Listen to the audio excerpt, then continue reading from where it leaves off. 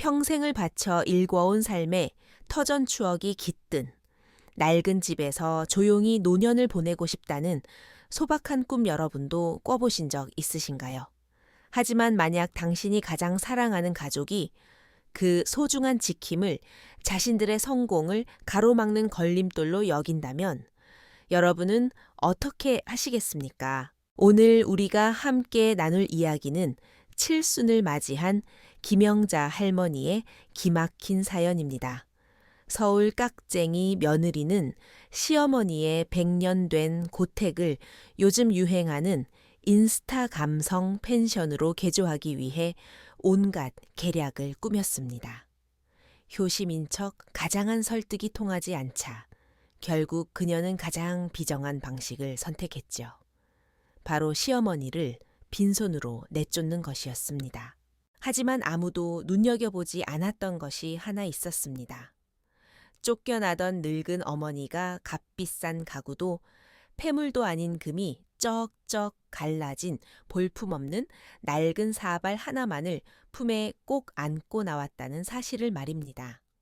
며느리가 거지깡통이라며 비웃었던 바로 그 깨진 그릇이 단 사흘 만에 모두의 입을 다물지 못하게 할 놀라운 반전을 불러옵니다. 심지어 수백억 자산가인 의문의 재력가까지 불러들였죠. 도대체 이 깨진 그릇에는 어떤 비밀이 숨겨져 있었던 걸까요? 그리고 쫓겨난 노인은 어떻게 단숨에 판을 뒤집고 통쾌한 한 방을 날릴 수 있었을까요? 지금부터 인간의 본성 지혜, 그리고 진정한 유산에 관한 이 특별한 이야기 속으로 함께 걸어 들어가 보시죠. 제 이름은 김영자 올해의 70입니다. 저 멀리 남해의 푸른 바다가 내려다 보이는 이 언덕백이 100년 된 돌담집을 지키며 산지 어느덧 50년이 다 되어갑니다. 남편은 일찍 저 세상으로 떠났고 저는 이 집과 거친 손마디 하나만 믿고 외아들 민호를 키워냈습니다. 이 집은 우리 가족의 뿌리이자 역사였습니다. 민호는 서울로 유학 가서 자리를 잡았고 계산 빠르고 똑 부러지는 며느리 소희를 아내로 맞았습니다. 하지만 그들은 이곳을 한 번도 마음의 고향이라 생각하지 않는 듯 했습니다. 예전에는 바닷바람이 눅눅하다느니 교통이 불편하다느니 하며 명절에도 얼굴 한번 보기 힘들었으니까요. 그런데 최근 반년 사이 해가 서쪽에서 떴는지 부부의 태도가 180도 바뀌었습니다. 거의 2주에 한 번꼴로 고급 승용차를 몰고 내려와서는 양손 가득 선물을 들고 저 늙은이를 찾아오는 겁니다. 특히 며느리 소희의 변화는 놀라울 정도였습니다.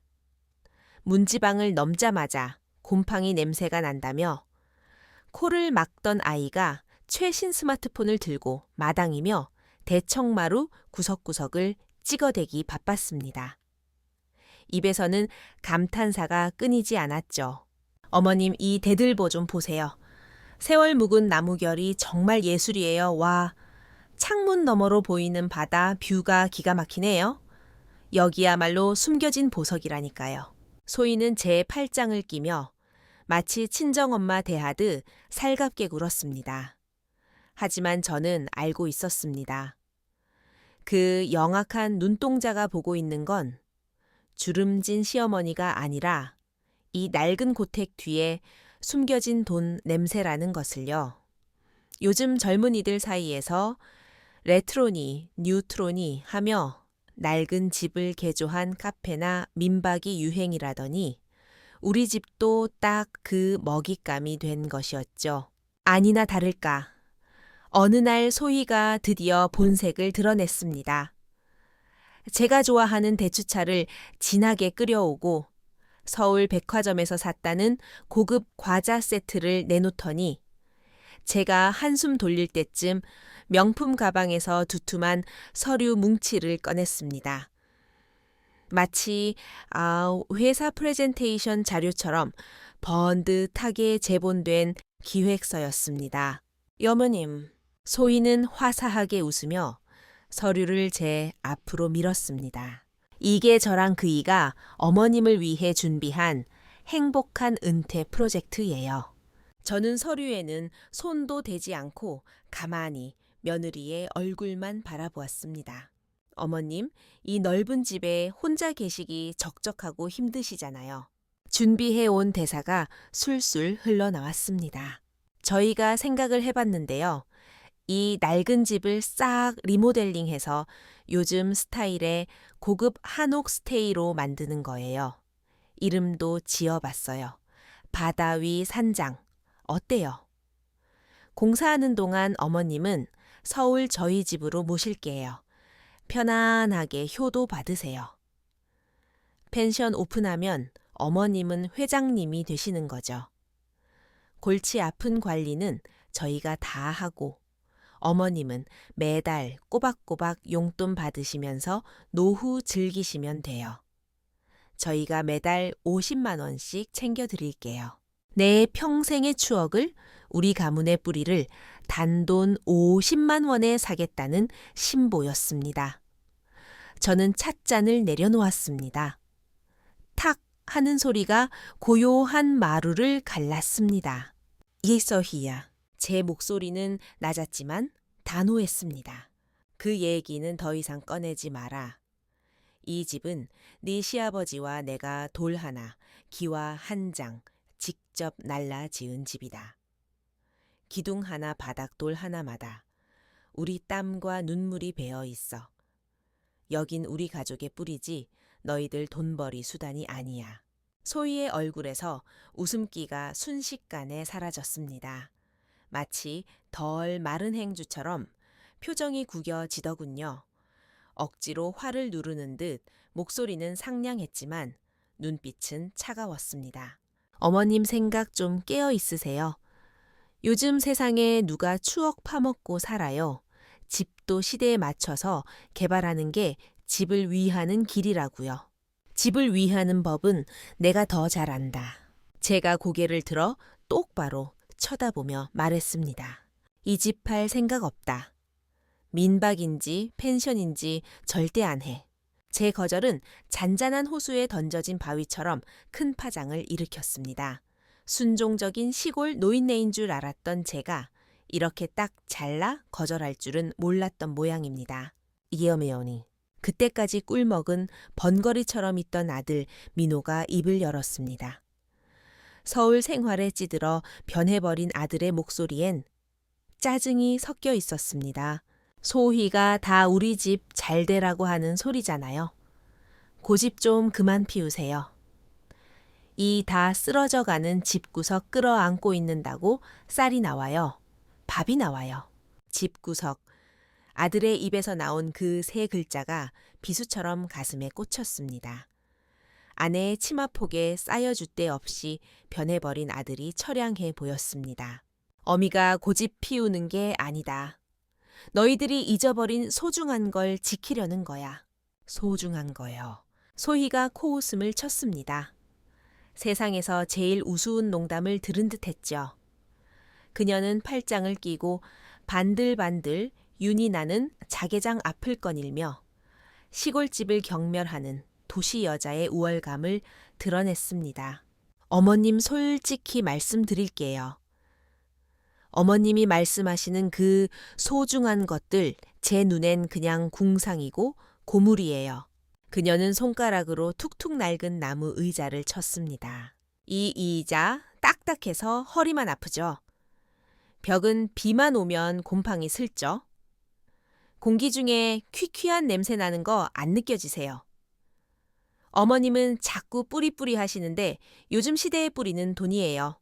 인맥이고요. 이 썩은 나무랑 돌덩이들 지키고 있으면 우리 준우 학군 좋은 데로 이사 갈 수 있어요. 유학 보낼 수 있냐고요. 소희는 점점 목소리를 높였습니다. 우리 가족이 어디서 힘을 얻는지 아세요? 이 흙바닥이 아니라 저랑 그이가 서울에서 밤새 야근하고 상사 눈치 보며 벌어오는 월급 봉투에서 나오는 거예요. 어머님은 지금 돈 한 푼 안 되는 고집을 부리고 계신 거라고요. 적반하장도 유분수지 기가 막혀 말이 안 나왔습니다. 저는 떨리는 손으로 문지방에 박힌 빛바랜 돌을 가리키며 아들에게 소리쳤습니다. 민호야, 너 기억하냐? 네가 갓난쟁이일 때 네 아버지가 이 돌 위에 앉아서 정으로 쪼아 정직 두 글자를 새겼다. 그게 우리 집 가훈이고 문패였어. 마당 우물은 네 할아버지가 맨손으로 팠고 네가 밟고 있는 이 땅은 증조 할아버지가 피땀 흘려 마련한 터전이야. 사람은 흙을 밟고 살아야 마음의 뿌리가 선다고 하셨어. 이 집은 그냥 낡은 건물이 아니야. 네 조상들의 뼈와 살이고 네 아버지의 자존심이다. 그런데 지금 내 처랑 합세해서 그 뿌리를 뽑아버리겠다는 거냐. 제 호통에 민호는 잠시 부끄러운 듯 고개를 숙였습니다. 하지만 소희는 눈 하나 깜짝하지 않았습니다. 오히려 눈을 흘기며 비아냥거렸죠. 아유, 그만하세요, 어머님. 무슨 옛날 이야기 구연동화 하세요. 증조 할아버지, 할아버지 찾아서 뭐 하게요. 과거에 사는 사람은 도태될 수밖에 없어요. 소희는 민호의 손을 잡아 끌며 최후 통첩을 날렸습니다. 어머님, 저희가 좋게 말로 할 때 들으세요. 이건 어머님을 위해서 결정한 일이에요. 이미 시공사 다 선정했고 다음 주부터 공사 들어갑니다. 협조해 주시면 깍듯하게 모시겠지만 계속 이렇게 나오시면 뒷말은 삼켰지만 그 눈빛에 담긴 협박은 어떤 말보다 서늘했습니다. 돈에 눈이 멀어 영혼까지 팔아버린 듯한 며느리와 제 어미 눈도 못 마주치는 못난 아들. 더 이상 대화는 무의미했습니다. 그들은 뿌리가 어디에 있는지 모르는 게 아니었습니다. 그저 더 이상 그 뿌리가 필요 없다고 여기는 것이었죠. 다음 날 새벽 동이 트기도 전에 요란한 트럭 소리가 잠을 깨웠습니다. 창문을 열어보니 이삿짐 센터라고 적힌 트럭이 마당에 들어와 있고 아들과 며느리가 인부들에게 삿대질하며 지시를 내리고 있었습니다. 가슴이 철렁 내려앉았습니다. 강제로 밀어붙일 작정이구나. 저는 겉옷을 걸치고 지팡이를 짚은 채 급히 나갔습니다. 지금 뭐 하는 짓들이냐. 제 고함에 소희는 이제 가식적인 미소조차 짓지 않았습니다. 팔짱을 낀 채 싸늘하게 내려다보며 말했죠. 어머님, 저희가 불효자라 걱정하셨죠. 그래서 아예 서울로 편하게 모시려고 차 불렀어요. 그녀는 인부들에게 손짓했습니다. 뭐 해요. 얼른 들어가서 짐 싸요. 싹 다 비우세요. 누구 맘대로 여긴 내 집이다. 제가 지팡이로 마루를 쾅 내리찍었습니다. 인부들이 쭈뼛거리며 멈칫하자 민호가 인상을 찌푸리며 나섰습니다. 어머니, 제발 좀 그만하세요. 소희가 다 알아서 한다잖아요. 그냥 조용히 따라오시면 안 돼요. 알아서 해 내 집을 부수고 내 뿌리를 뽑는 게 알아서 하는 거냐. 무리 타령 좀 그만하시라니까요. 소희가 날카롭게 쏘아붙였습니다. 솔직히 말해서 이 집 저희가 리모델링 하기로 확정했어요. 디자이너 팀이랑 계약금도 걸었고요.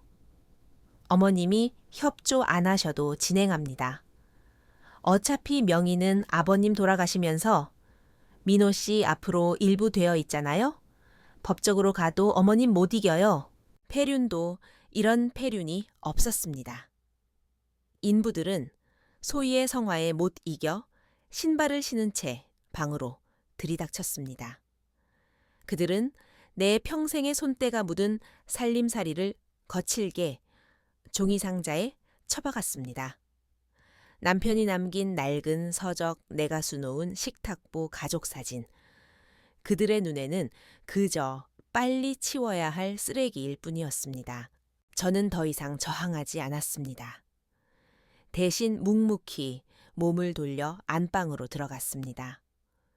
우당탕거리는 인부들을 지나쳐 조상님 위패를 모신 작은 다락방, 제단 앞에 섰습니다.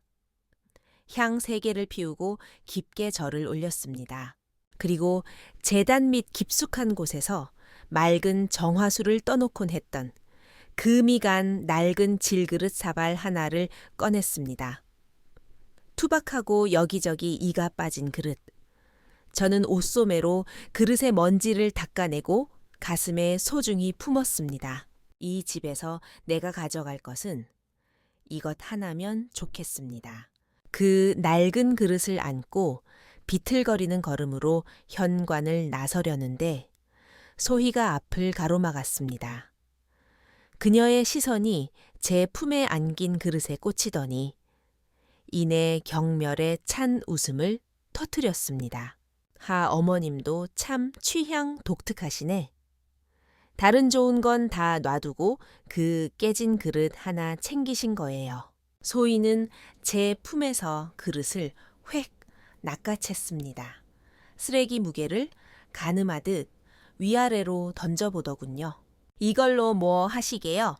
서울역 가서 구걸이라도 하시려고요. 딱 거지 깡통이네. 그녀는 그릇의 흉한 금을 보며 깔깔대고 웃었습니다. 어머님, 그냥 제 말 들으세요. 이거 들고 나가서 구걸하는 것보다 제가 드리는 용돈 50만 원이 훨씬 많을걸요. 인부들이 킥킥거리는 소리가 들렸고 아들은 고개를 돌려버렸습니다. 그 순간 제 심장은 한겨울 바닷바람보다 더 차갑게 식어버렸습니다. 저는 아무 말 없이 며느리의 손에서 그릇을 도로 뺏어왔습니다. 갑작스러운 힘에 놀란 소희가 주춤했습니다. 저는 그릇을 다시 품에 안았습니다. 마치 상처 입은 아기를 달래듯. 그리고 탐욕에 눈먼 며느리와 영혼을 잃은 아들을 마지막으로 바라보며 말했습니다. 소희야, 민호야, 너희는 반드시 후회할 거다. 저는 그들을 뒤로 하고 산비탈 길을 내려왔습니다. 안개가 자욱한 항구 도시는 습하고 비릿한 냄새를 풍겼습니다. 평생 맡아온 그 냄새가 오늘따라 유독 서러웠습니다. 저는 버스도 택시도 타지 않았습니다. 그저 그릇 하나를 품에 안고 지팡이에 의지해 산 중턱을 향해 걷고 또 걸었습니다. 서울로는 가지 않을 생각이었습니다. 그곳은 나를 위한 안식처가 아니라 어머니라는 이름에 가격표를 붙여 구석에 처박아둘 감옥일 테니까요. 제가 향한 곳은 산울림 가마터였습니다. 이 지역의 마지막 남은 전통 도예가이자 죽은 남편의 의형제인 박노인의 작업실이었습니다. 그는 무뚝뚝하고 괴팍하지만 젊은 시절 제 남편과 생사고락을 함께한 우리 가족의 속사정을 누구보다 잘 아는 사람이었습니다. 가마터 입구에 도착했을 때 다리가 풀려 주저앉을 뻔했습니다. 마당 평상에서 돋보기를 끼고 도자기를 손질하던 박노인이 기침 소리를 내며 고개를 들었습니다. 제인 왔는가, 영자씨? 박노인은 제가 올 줄 알았다는 듯 덤덤했습니다. 제가 품에 안은 보자기를 보자 그의 눈빛이 깊게 가라앉았습니다. 묻지도 따지지도 않고 그는 따뜻한 차 한 잔을 내주었습니다. 사랑채 군불 때 놨네, 쉬게. 방에 들어와 보자기를 풀었습니다. 조명 아래에 드러난 그릇의 금간 자국은 마치 말라버린 강줄기 같았습니다. 저는 그릇 바닥을 어루만졌습니다. 세월에 닳고 닳아 희미해진 글자 하나가 손끝에 느껴졌습니다. 뿌리근 갠. 밤이 되자 산속에는 장대비가 쏟아졌습니다. 빗소리를 들으며 저는 남편 이상훈 씨를 떠올렸습니다. 그는 평범한 뱃사람이었지만 마음만은 누구보다 깊은 사람이었습니다. 그가 세상을 떠나기 전 병상에서 제 손을 잡고 했던 말이 생생하게 떠올랐습니다. 영자야, 저 정화수 그릇 잘 간직해. 저 그릇하고 우리 집은 한 몸이야. 우리 집안의 뿌리라고. 만약 나중에 자식놈이 돈에 눈이 멀어 집을 팔아먹겠다고 덤비거나 네가 더 이상 그 집에서 버티기 힘든 날이 오면 남편은 가쁜 숨을 몰아쉬며 알 수 없는 눈빛으로 말했습니다. 그때는 이 그릇을 들고 박 형님을 찾아가 그 형님이 방법을 알 거야. 그때는 그게 무슨 노망난 소리인가 싶었습니다. 하지만 빈털터리로 쫓겨나 이 그릇만 쥐고 있는 지금에야 깨닫습니다. 무뚝뚝했던 남편이 아주 오래전부터 저와 우리 집을 지키기 위해 제가 상상도 못할 큰 그림을 그려놓았다는 것을요. 다음 날 아침 비가 그쳤습니다. 저는 깨끗한 천에 싼 그릇을 박 노인에게 건넸습니다. 상훈 씨, 유언대로 가져왔어요. 때가 된 것 같습니다. 박 노인은 그릇을 받아들고 비장한 표정으로 고개를 끄덕였습니다. 그는 작업실 안쪽 깊숙한 곳 이중 잠금된 철제 금고에서 낡은 투지 폴더폰을 꺼냈습니다. 전화번호부를 뒤적여 누군가에게 전화를 걸었습니다. 통화는 짧았습니다. 초회 회장 그 물건이 나왔소. 이 신의 그릇 말이오. 그 전화 한 통으로 모든 공기가 바뀌었습니다. 박 노인은 그 사람이 오고 있다고 했습니다. 최진우 회장, 세계적인 건축가이자 문화재단 이사장. 젊은 시절 제 남편 박 노인과 함께 의기투합했던 옛 벗이라고 했습니다. 상훈이가 그랬지. 아내는 마음이 약해서 모질지 못하다고. 자식이 벼랑 끝으로 내몰 때까지 설마 하며 참을 거라고. 그래서 자기가 안전장치를 해두겠다고 하니 내가 했어.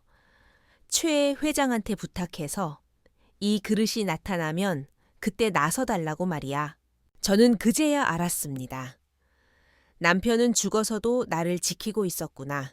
이틀 뒤 안개가 걷히고 맑은 해가 뜬 아침이었습니다. 우리 집 안이 이제는 아들 내외가 점령한 그 언덕 위 고택 앞은 소란스러웠습니다. 오션힐, 뷰티풀 스테이 리모델링 현장이라는 현수막이 걸려 있었고 며느리 소희는 빨간색 트렌치 코트를 입고 선글라스를 낀 채 젊은 건축가들에게 지시를 내리고 있었습니다. 여기 통창으로 뚫어서 바다 보이게 해주세요. 인스타 포토존? 아시죠? 사진 잘 나와야 돼요. 벽은 다 허물고 그녀는 승리감에 도취되어 있었습니다. 구석에 서 있는 민호는 죄인처럼 고개만 숙이고 있었죠. 바로 그때 검은색 고급 세단 세 대가 조용히 집 앞에 멈춰 섰습니다.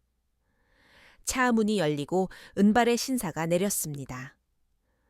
회색 정장을 단정하게 입은 그는 위엄이 넘쳤습니다. 최진우 회장이었습니다. 그 뒤로 수행원들이 따랐습니다. 최 회장은 마당으로 들어서며 정중하게 물었습니다. 여기가 구 이상훈 선생의 댁이 맞습니까? 소희는 깜짝 놀라 선글라스를 벗으며 달려왔습니다. 네, 맞는데요. 누구시죠? 최 회장은 명함을 건넸습니다. 국제건축문화 재단 이사장 최진우라고 합니다. 저희는 한국의 전통과 정신이 깃든 건축물을 찾아 보존하는 프로젝트를 진행 중입니다. 이 집이 남해안 지역에서 가장 원형이 잘 보존된 민가라는 보고를 받고 조사차 나왔습니다. 국제재단 이사장. 소희의 눈이 번쩍 뜨였습니다. 어머 세상에 누추한 곳에 잘 오셨어요. 저희도 마침 여기를 문화공간으로 만들려고 했거든요. 소희는 재빨리 말을 꾸며댔습니다. 최 회장은 집을 천천히 둘러보았습니다. 기둥을 쓰다듬고 창틀을 살피는 눈길이 마치 오래된 연인을 대하듯 애틋했습니다. 관리가 아주 잘 되었군요. 역사적 가치가 충분합니다. 저희 재단에서 이 집을 매입하여 공공건축예술관으로 보존하고 싶습니다. Maybe요. 소희의 머릿속 계산기가 빠르게 돌아가는 소리가 들리는 듯 했습니다. 네, 저희가 책정한 1차 매입가는 30억 원입니다. 30억이요. 소희의 다리가 휘청했습니다. 민호도 입을 딱 벌리고 쳐다보았습니다. 펜션해서 평생 벌 돈보다 큰 액수였습니다. 소희는 떨리는 목소리로 외쳤습니다. 팔게요. 무조건 팝니다. 어머, 어떻게 30억이라니? 최 회장은 옅은 미소를 지으며 가방에서 낡은 도면 한 장을 꺼냈습니다. 좋습니다. 다만 거래 전에 확인해야 할 필수 조건이 하나 있습니다. 그는 도면을 펼쳐 보였습니다. 이 집의 원주인이신 이상훈 선생께서는 생전에 이 집의 소유권을 특정 신물 신우을 가진 사람에게만 인정한다고 유언을 남기셨습니다. 그 신물은 바로 바닥에 뿌리 근 갠 자가 새겨진 낡은 질그릇입니다. 저희는 그 그릇을 소지한 분을 정당한 계승자로 보고 그분과만 계약할 수 있습니다. 순간 소희의 얼굴에서 핏기가 싹 빠져나갔습니다. 하얗게 질린 입술이 파르르 떨렸습니다. 개어지 깡통. 그녀가 비웃으며 내던졌던 그 그릇. 그 그릇이요. 네, 듣자 하니 며칠 전까지 노모께서 계셨다고 하던데 그분이 가지고 계시지 않습니까? 최 회장이 짐짓 모르는 척 물었습니다. 소희는 비명을 지르듯 민호의 멱살을 잡았습니다. 야, 빨리 가서 찾아봐. 그 밥그릇 어머님이 가져갔어. 아니면 버렸어. 미어 며칠 전에 당신이 뺏어서 엄마한테 던져줬잖아. 아, 그걸 왜 그냥 뒀어? 빨리 엄마 찾아 당장. 소희는 미친 사람처럼 차에 올라타 시동을 걸었습니다. 30억이 눈앞에서 날아갈 위기였으니까요. 그들은 이틀 동안 저를 찾아 헤맸습니다. 제가 묵고 있는 가마터를 알아내는 건 어렵지 않았습니다. 비가 추적추적 내리는 오후 소희와 민호가 가마터 마당으로 들이닥쳤습니다. 소희는 빗물에 화장이 다 번진 채 저를 보자마자 무릎을 꿇었습니다. 어머님, 제가 잘못했어요. 저는 툇마루에 앉아 차를 마시고 있었습니다. 제 옆 탁자 위에는 그 30억짜리 그릇이 얌전히 놓여 있었죠. 어머님, 그 그릇 저한테 주세요. 아니, 잠시만 빌려주세요. 30억이래요. 그거 팔면 우리 다 같이 서울 강남 아파트 가서 살 수 있어요. 네, 30억. 제가 되물었습니다. 내 어머님도 평생 만져보지 못할 큰돈이잖아요. 저는 찻잔을 내려놓고 천천히 일어나 그들 앞으로 걸어갔습니다. 그리고 탁자 위에 그릇을 집어 들었습니다. 그래, 이 그릇이 30억이라더냐. 네네, 조심하세요, 깨질라. 소희가 손을 뻗었습니다. 저는 그릇을 들어 올렸습니다. 소희야, 민호야. 이 그릇은 30억이 아니다. 이건 돈으로 환산할 수 없는 가치야. 너희는 이걸 거지 깡통 취급했지. 하지만 이게 없으면 그 집도 그 돈도 다 물거품이야. 너희가 뿌리를 버린 대가가 바로 이거다. 여면이 제발요. 아들이 울먹였습니다.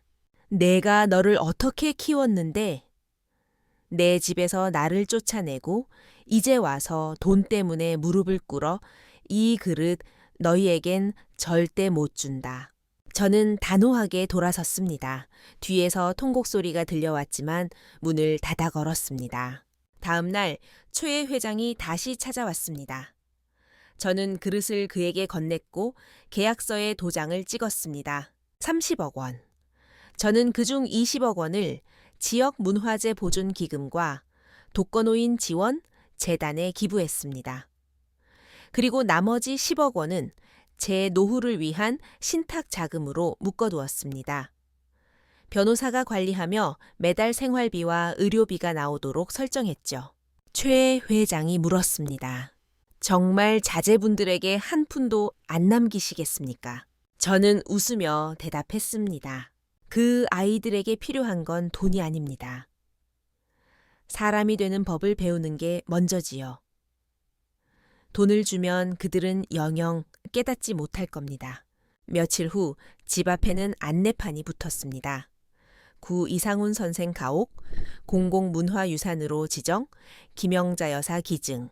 저는 지금 시설 좋고 공기 좋은 실버타운에서 지냅니다. 밥 걱정, 빨래 걱정 없이 꽃꽂이도 배우고 친구들도 사귀며 편안하게 살고 있습니다. 얼마 전 민호가 찾아왔습니다. 며느리는 오지 않았더군요. 아들은 많이 야윈 얼굴로 화분 하나를 내밀었습니다. 예전 집 마당에 있던 치자나무였습니다. 죄송해요, 어머니. 저는 아들의 손을 잡아주진 않았지만 화분은 받았습니다. 용서는 말로 하는 게 아니라 삶으로 보여주는 것이니까요. 여러분, 낡은 것은 그저 낡은 것이 아닙니다. 그것은 우리의 기억이고 정체성이며 삶의 뿌리입니다. 돈이라는 폭풍우가 몰아쳐도 뿌리가 깊은 나무는 뽑히지 않습니다. 오늘 김영자 할머니의 이야기가 여러분의 마음속에 작은 뿌리 하나를 심어 주었기를 바랍니다. 부모님의 낡은 물건, 고향 집의 냄새, 그것들을 소중히 여기십시오.